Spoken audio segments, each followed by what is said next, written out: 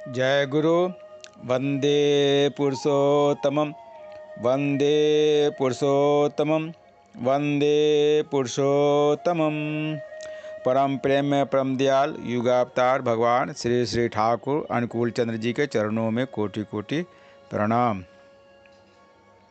आलोचना प्रसंग द्वितीय खंड, पृष्ठ संख्या 9-10। श्रद्धा श्री श्री ठाकुर जी से प्रश्न किए हैं, नाम ध्यान के समय एक जघन चिंता मेरे मस्तिष्क में यदि आ जाए तो उस समय क्या करूँगा। इस पर श्री श्री ठाकुर जी ने कहा, अस्थि वृद्धि के विरोधी तथा इष्ट स्वार्थ प्रतिष्ठा के जो प्रतिकूल हैं उसे ही हम जघन कह सकते हैं। आपके निकट जो जघन है उसे आप सुष्ट और सुंदर बना सकते हैं। यदि उसे अस्थि वृद्धि, अनुंग और इष्ट स्वार्थ प्रतिष्ठा के सहायक बना सके, जैसे किसी नवयुवती के प्रति आपका अवांछित अनुराग है जो आपके दिल में दबा हुआ है, नाम ध्यान के समय उसके विषय में चिंता आती रहती है। उस समय उस चिंता से बेचैन होकर आप जितना ही भगाने की चेष्टा करते हैं उतना ही वह आपको धर दबाती है। किंतु यदि आप उस समय चिंता करें, यदि मैं किसी को वास्तविक में प्रेम करता हूँ तो मुझे ऐसा काम करना चाहिए जिससे उसका मंगल हो, परम पिता से उसके मंगल के लिए प्रार्थना करें, जिससे वह इष्ट स्वार्थ प्रतिष्ठापन हो, सुखी हो।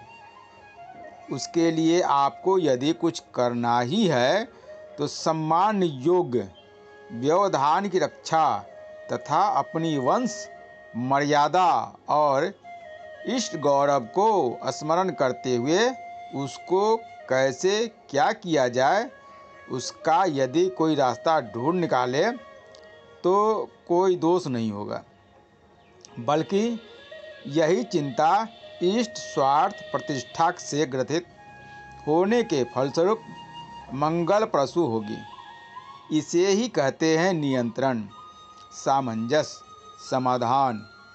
समाधान केवल मस्तिष्क में आने से ही नहीं होगा, बल्कि उसे कार्य रूप में मूर्त कर देना है। जैसे किसी व्यक्ति के प्रति आप बहुत गहरा विद्वेष भाव रखते हैं, ध्यान के समय वही चिंता आपको पीड़ित कर रही है। आपने ध्यान में बैठकर यह तय किया कि अब उसके साथ मैं मित्र के रूप में मिलूँगा, आज ही उसके घर पर जाऊँगा, अपनी लत्तियों से एक कद्दू लेते जाऊँगा और बच्चों के लिए कुछ चिनिया बादाम ले लूँगा। किंतु वास्तव में निरोध प्रवृत्ति के कारण आपने वैसा नहीं किया। मन ही मन आपने सोचा, अंदर में विद्वेष नहीं रहना ही काफ़ी है, बाहर से इतना करने की ज़रूरत क्या है।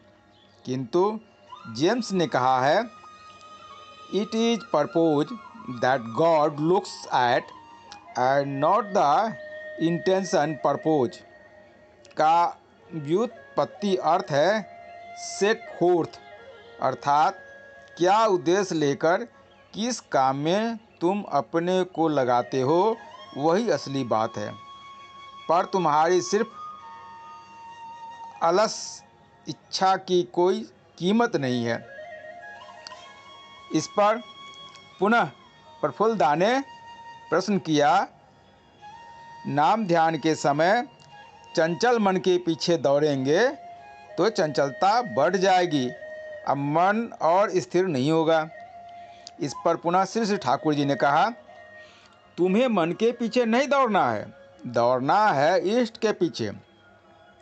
तुम्हारे पास जो कुछ भी है वह लेकर, यानी अपने भले बुरे आदि सारे गुणों को इष्ट के हथियार के रूप में परिणत करना होगा। इष्ट को केंद्र कर अपने भले बुरे गुणों को रीएडजस्ट नवीन भाव से विनायित कर देना होगा। यदि ऐसा नहीं करते हो तो तुम्हारी अनडिवाइडेड पर्सनालिटी अखंड व्यक्तित्व नहीं होगी। यदि तुम अपने तथाकथित अच्छे गुणों को इष्ट कार्य में लगा सकते हो तो तथाकथित बुरे गुणों को क्यों नहीं लगा सकते। सारी प्रवृत्तियों को उनके कार्य में लगाना ही धर्म है। जीवन क्षेत्र में सारी प्रवृत्तियों की उपयोगिता है। यदि वे धर्मानुग तथा इष्टानुग होती है, तुम जिसे काट छाट कर जितना छोड़ोगे उसकी सेवा और सुफल से उतना वंचित होगे। जैसे तुम क्रोधी हो, इस क्रोध को छोड़ने में यदि तुम राइटस इंडिग्नेशन अर्थात पराक्रम को विदा कर दो तो तुम्हारा जीवन ही बड़ा कठिन हो जाएगा। दिनों दिन असत को प्रश्रय देने के लिए मजबूर हो जाओगे। पुनश्च एक प्रवृत्ति भी यदि इष्ट के लिए लगे रहने से छूटा रह जाए, असंलग्न रहे, तो उसकी प्ररोचना में तुम कब क्या कर सकते हो उसका कोई ठिकाना नहीं। ऐसा विच्छिन्न जीवन कभी भी निर्भर योग्य नहीं। मन का धर्म है चंचलता। चाहे चंचलता लाख बढ़े, उसमें कोई क्षति नहीं। यदि वह इष्टार्थ हो। विभिन्न प्रकार की चंचलता जब इष्टार्थी बनकर आती है, तभी आता है अस्थैर्य, आता है साम्य भाव अर्थात बैलेंस। उस समय लाखों कर्म और दायित्व के बीच भी हम दिशाहीन नहीं हो सकते। सबों को सुसामंजस्य में अन्वित कर देने की शक्ति असीम हो जाती है। यह बात अति सत्य है कि मनुष्य जितना इष्टमय होता है, उतना ही उसके शरीर मन का व्यर्थ विक्षेप और विशृंखला खत्म होती है। बड़े बड़े कामों में लगे रहते पर भी वह गहरी प्रशांति अनुभव करता है। वह तथाकथित भला बुरा के घेरे में आबद्ध नहीं रहता है।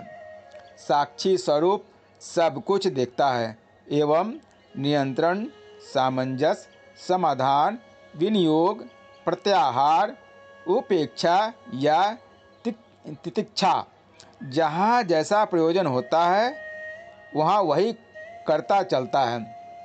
वह उस समय जीवन से उबता नहीं। इसलिए कहा जाता है योगः कर्मसु कौशलम। जो उनसे युक्त रहता है उसके जीवन में वैचित्र की कोई कमी नहीं रहती है, किंतु इसके फलस्वरूप उसके आचरण में कोई व्यतिक्रम नहीं रहता, क्योंकि एक के लिए वह बहुतों को पसंद करता है। हर अवस्था में एक का अर्थात इष्ट का परिपूरण और परिचर्चा ही उनका लक्ष्य होता है। इसलिए सभी वैचित्र सूत्रे मणिगणा इव भालाकार रूप में ग्रथित होते हैं। इसलिए सभी वैचित्र सूत्रे मणिगणा इव मालाकार रूप में ग्रथित होते हैं। श्रृंखला में परिणत होता है।